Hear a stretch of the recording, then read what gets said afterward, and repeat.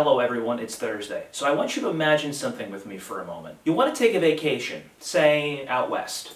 Say you want to visit a new city, like Kansas City, known for its great barbecue. Or perhaps you want to visit the Grand Canyon, or try your luck at the Las Vegas Strip. Or maybe go and explore the Pacific Coast around Southern California. You're tired of flying, however, and you want to try something new.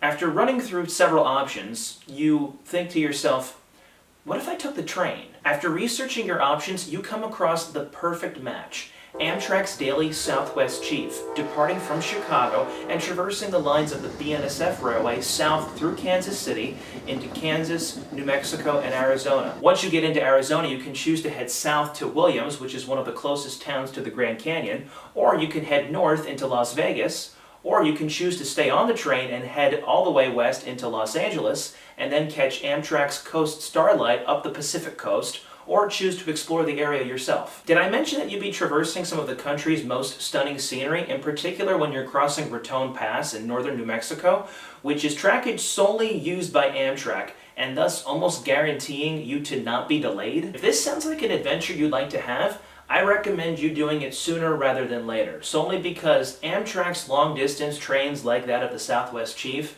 are in jeopardy. It's terrible, for me at least, to think of trains like this ending because management doesn't see them as profitable, when it was these exact types of trains that built this country. Most Amtrak lines like that of the Southwest Chief are the only Amtrak lines in their respective states, and the thought of them ending is just unthinkable. I specifically mentioned the Southwest Chief because current Amtrak management is withholding a $3 million match to a grant that they received back in March to rehabilitate that portion of the line solely used by them over Raton Pass, even though BNSF owns it. This grant would upgrade trackage and signaling between Trinidad, Colorado and Lamy, New Mexico, and would allow Amtrak to continue running at normal passenger speeds. However, because positive train control, see this video somewhere up here, is not required to be installed on this line, and Amtrak refuses to run without positive train control, there's an issue. This is just one of many other recent Amtrak stories that has really awakened my past issues with them.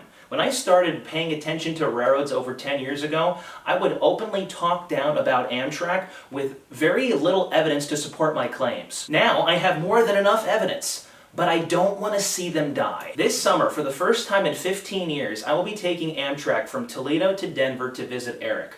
I'm very excited for this trip, but I need to continually remind myself to be excited for it. I want to try something different, and while I understand flying is the quickest way to get from point A to point B, I am in no hurry, and I feel like this trip will help me to slow down a little bit. I've often said how I want to see more of this country. What better way to do that than traveling America's railroads?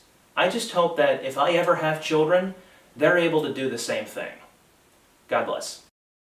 So there have been several petitions circulating the internet about Amtrak funding and saving certain routes like the Southwest Chief, amongst many other things happening at Amtrak. I've included some of these petitions in the description below. Please do not feel like you are obligated to sign these. I haven't even signed them yet. I'm not even sure how many are out there. But I'm just making them available so that you know they exist. If you do feel called to sign them, I encourage you to do so, and thank you for your support. See you next time.